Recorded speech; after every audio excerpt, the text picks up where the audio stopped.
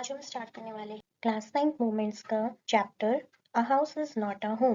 ये किसके द्वारा लिखा गया है? पॉली एडलर के द्वारा। तो इस स्टोरी में क्या होता है, जेन गॉडियोस नाम के नरेटर हैं, उन्होंने अपनी ही स्टोरी नरेट करी है जब वो टीनेज में थे। उन्होंने नया नया हाई स्कूल ज्वाइन किया था, लेकिन उनको क्या हो रहा था, वहाँ पे डिफिकल्टी हो रही थी कि वो किस तरीके से वहाँ एडजस्ट करेंगे। नया प्लेस है, उनके नए फ्रेंड्स कैसे बनेंगे। तो वो बहुत ही लोनली फील कर रहे थे, आइसोलेटेड फील कर रहे थे। वो अपने जो पुराने दोस्त हैं, जो पुराने टीचर हैं, उन्हें बहुत मिस कर रहे थे। खास करके जो उनका पुराना स्कूल था, उसे भी वो बहुत ज़्यादा मिस कर रहे थे, जहाँ पे वो बहुत ही कंफर्टेबल स्टूडेंट लाइफ जी रहे थे। एक संडे आफ्टरनून में क्या होता है, ऑथर जो होते हैं वो घर में बैठे होते हैं और अपना होमवर्क कर रहे होते हैं बाय द फायर प्लेस। पास ही में उनकी एक कैट भी होती है। सडनली तभी क्या होता है, उन्हें पता चलता है कि उनकी जो सीलिंग है वहां से धुआं आ रहा है। वो लोग जो थे वो फ्रंट यार्ड में आ जाते हैं, लेकिन जो फायर थी वो चारों तरफ फैल चुकी होती है, हर जगह स्प्रेड हो चुकी होती है। वो लोग किसी तरीके से घर से बाहर तो आ जाते हैं, लेकिन जो उनकी मदर होती है वो दोबारा से घर की तरफ भागने लगती है, और जो ओथर होते हैं वो नेबर के घर की तरफ भागने लगते हैं जल्दी से, और फायर डिपार्टमेंट में कॉल करते हैं। तभी जो ऑथर की मदर होती है वो क्या करती हैं, बहुत ही इंपॉर्टेंट डॉक्यूमेंट्स लेके वो अपने घर से निकलती हैं, क्योंकि उन डॉक्यूमेंट्स में वो जो फोटोज थी, वो जो डॉक्यूमेंट्स थे वो उनके फादर के थे। पिक्चर्स थी, जो लेटर्स थे वो उनके फादर के थे, तो वो ही उनके पास उनकी आखिरी मेमोरी बची थी। ऑथर भी बेचैन होते हुए उनकी मदर के पीछे भागते हैं, लेकिन जो वहाँ पे फायरमैन होते हैं वो उन्हें रोक लेते हैं, वो उन्हें अंदर जाने नहीं देते।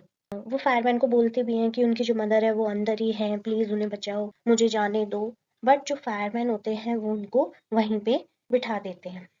तभी दूसरा जो फायरमैन होता है वो ऑथर की मदर को भी लेके आ जाता है, और वो उनको क्या करता है, ट्रक में बिठा देता है, एक ऑक्सीजन मास्क उनके मुंह पे लगा देता है। She had inhaled a lot of smoke.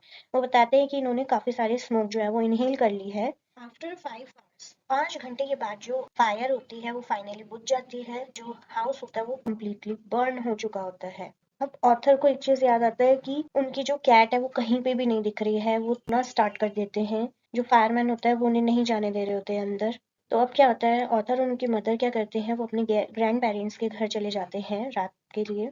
Author के पास क्या होता है, सुबह पहनने के लिए उनकी यूनिफॉर्म नहीं होती है, क्योंकि सारे कपड़े तो आग में जल गए होते हैं। तो वो क्या करते हैं, जो पुरानी उनकी ड्रेस होती है वही पहन के चले जाते हैं। उनके पास कोई शूज नहीं था, कोई बुक्स नहीं थी, उनका जो बैग था वो भी नहीं था। उन्हें बहुत दुख होता है, उनको अंदर से ऐसी फीलिंग आ रही थी that he wanted to die, but वो स्कूल गए। उस टाइम पे भी जब वो स्कूल जा रहे थे तो उनका जो बर्न्ड हाउस था उसको उन्होंने क्रॉस किया, और उन्हें सारी मेमोरीज रिकॉल हो रही थी। सब कुछ जो था वहाँ पे वो डिस्ट्रॉय हो चुका था, लेकिन सिर्फ फोटोज और एल्बम्स, डॉक्यूमेंट्स, ये सब उनकी मदर किसी तरीके से बचा के ले आई थी। लेकिन उनका दिल अभी भी नहीं लग रहा था, क्योंकि उनकी कैट उनके पास नहीं थी। जो उनकी मदर थी उनको वहां से ले गई थी। वो रहने के लिए अपने एक प्लेस फाइंड कर रहे थे। उन्होंने अपने स्कूल के लिए कुछ क्लोथ्स भी खरीदे। अब जो ऑथर थे वो अभी भी अपनी कैट के बारे में सोच रहे थे। सब कुछ जो था अभी थोड़ा शांत हो चुका था। वो अपनी कैट के बारे में सोच रहे थे कि किस तरीके से उनकी जो कैट है वो उनके ऊपर क्लाइंब करती थी, उनकी पॉकेट में सो जाती थी। अब क्या होता है, उनके स्कूल में सारी बात पता चल जाती है, और उसके जो स्कूल के दोस्त हैं उन्हें बहुत ही पिटी फील होता है ऑथर के लिए, बहुत ही दया आती है उन पे। अब वो लोग क्या करते हैं, उन्हें खुश करने के लिए उन्हें सरप्राइज देने का सोचते हैं। तो वो उन्हें एक जिम के पास ले जाते हैं। जब ऑथर वहां पे जाते हैं तो वो वहाँ टेबल पे कलेक्शन देख के चीजों का वो खुश हो जाते हैं, क्योंकि वहां पे क्या क्या चीजें रखी हुई थी। नोटबुक्स थी, क्लोथ्स थी, जीन्स, टॉप, स्वेटर, शर्ट्स, ये सारी चीजें रखी हुई थी। क्योंकि ये सारी चीजें जो थी ऑथर के पास नहीं थी, वो सारी चीजें उनकी उसी घर के साथ जल गई थी। वो बहुत ही इमोशनल हो जाते हैं। उन्हें बहुत ही ज़्यादा रिलीफ मिलता है कि जैसा वो सोच रहे थे कि नया स्कूल होगा, नए लोग होंगे, वो किस तरीके से उनसे ट्रीट करेंगे, किस तरीके से मिलेंगे, वो उनके बारे में क्या सोचेंगे। वो सारी जो टेंशन थी वो एक तरह से रिलीफ में बदल गई थी, जब स्टूडेंट्स ने उनके लिए, उनके जो फ्रेंड्स हैं, स्कूल फ्रेंड्स, उन्होंने उनके लिए ये सब किया। तो इसी के साथ क्या होता है, वो सब जो होते हैं वो दोस्त बन जाते हैं एक दूसरे के।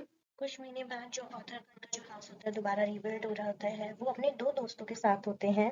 जिस फायर की वजह से वो गिल्ट फील कर रहे थे, हम एक तरह से वही ये चीज कह रहे हैं कि फायर ही इन सबके पीछे रिस्पॉन्सिबल है कि इनके अराउंड वंडरफुल पीपल उन्हें मिले। अब उनकी जो लाइफ थी वो दोबारा से नॉर्मल होनी शुरू हो गई थी। तो ना वुमेन केम टू हिम, बहुत ही जल्द एक वुमेन उनके पास आई जिसके पास एक कैट थी, और ऑथर ने एकदम से उस कैट को ले लिया, क्योंकि वो अपने कैट को पहचान गए थे। वो मैंने बताया कि कैट जो थी वो फायर में से भाग गई थी, और मुझे मिल गई थी। उसने काफ़ी बार टेलीफ़ोन भी किया ऑथर को, लेकिन जो नंबर लिखा था कैट के कॉलर पे वो लग ही नहीं रहा था। तो उनका जो फ़ोन है, अब पता चला क्यों नहीं लग रहा था। हाँ, क्योंकि वो आग में ही जल गया। ऑथर जो थे वो क्यूट के लिए बहुत ही थैंकफुल थे, उनकी लाइफ के लिए, उनके फ्रेंड्स के लिए। And then author felt sense of gratitude for his life and friends. So ये हमारी प्यारी सी कहानी थी। चैनल को लाइक करिए, सब्सक्राइब करिए और शेयर ज़रूर करिए। Thank you for watching.